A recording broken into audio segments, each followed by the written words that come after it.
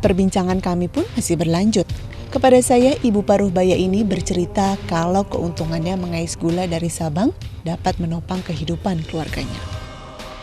Jadi bisa ngantongin berapa, Bu? Ada kalau lewat 5 biji ada 100 uang. Kadang-kadang 90, nggak tentu, ada 80. Cukup belanja sehari-hari lah. 2 hari nggak lewat, nggak ada makan.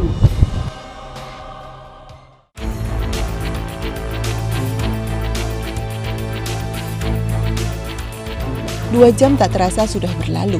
Pelabuhan Ulele sudah mulai terlihat. Rombongan penumpang di dalam kapal pun sudah bersiap-siap untuk keluar dari dalam kapal. Tak terkecuali para pembawa karung gula pasir ini.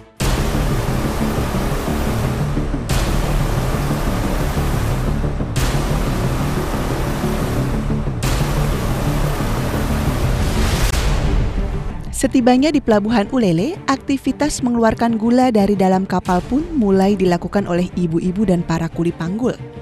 Mereka begitu cepat mengeluarkan gula dari dalam kapal untuk menghindari petugas. Ada sebagian masyarakat yang menganggap Pelabuhan Sabang itu adalah boleh membawa barang dari Sabang ke Aceh. Karena antara Sabang dan Aceh itu mereka menganggap masih dalam provinsi sendiri. Padahal secara aturan, pelabuhan bebas itu adalah pelabuhan bebas Aceh, pelabuhan bebas Sabang, bukan pelabuhan bebas Aceh.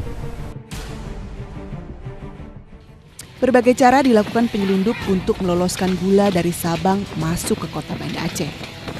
Bahkan untuk menghindari kejaran petugas, ada penyelundup yang nekat menceburkan diri ke laut beserta beberapa karung gula pasir sebelum kapal merapat di Pelabuhan Ulele.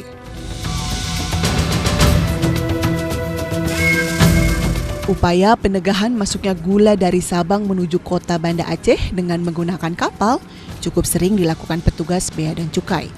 Seperti yang dilakukan petugas di kapal penumpang ini misalnya.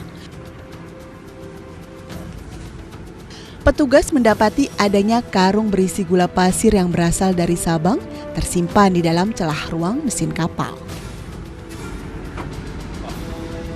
Bahkan petugas pun melakukan pemeriksaan hingga ke kamar milik anak buah kapal. Petugas curiga ada oknum ABK yang membantu penyelundupan ini.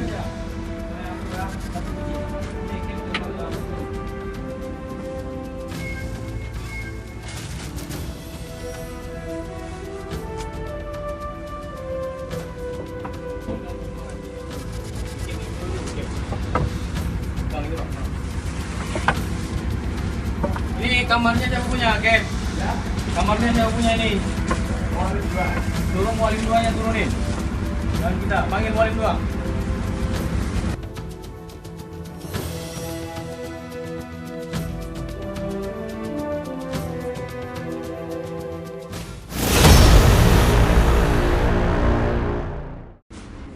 Dari sidak yang digelar petugas bea cukai ini, didapatkan 10 karung gula disembunyikan di bawah tempat tidur milik ABK. Petugas kemudian menyita karung berisi gula tersebut. Sebisa mungkin kita menegah agar barang itu tidak diangkut dengan kapal. Tetapi apabila memang sudah tidak memungkinkan dan barang itu tetap bisa dimuat, karena mungkin ya kita kan semaksimal mungkin menghindari terjadinya konflik dengan masyarakat sekitar agar tidak terjadi hal yang tidak diinginkan. Dan apabila kita sudah maksimal melakukan penindakan kemudian masih tidak berhasil dan itu barang yang dimuat masuk ke kapal Roro, ya kita koordinasi dengan kantor Banda Aceh. Kantor pengawasan Banda Aceh lah yang melakukan tindakan bersama dengan aparat penegak hukum lainnya. Permasalahan gula pasir yang masuk secara ilegal dari kota Sabang menuju kota Banda Aceh sekilas terlihat hanya masalah biasa. Namun hal ini tak bisa dianggap remeh begitu saja.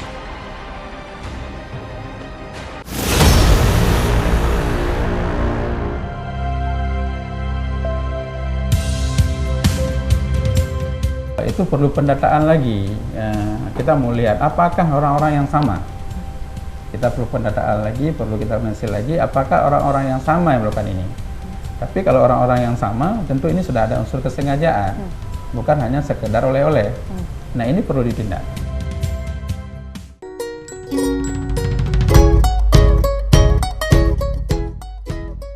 Pemerintah baiknya dapat mengatur kembali arus masuknya gula impor ke Sabang yang telah ditetapkan menjadi pelabuhan bebas.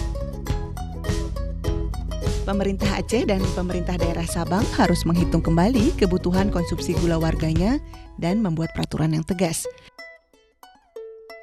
Sehingga tak ada usaha menyelundupkan gula pasir ke Aceh karena kelebihan stok di kota Sabang.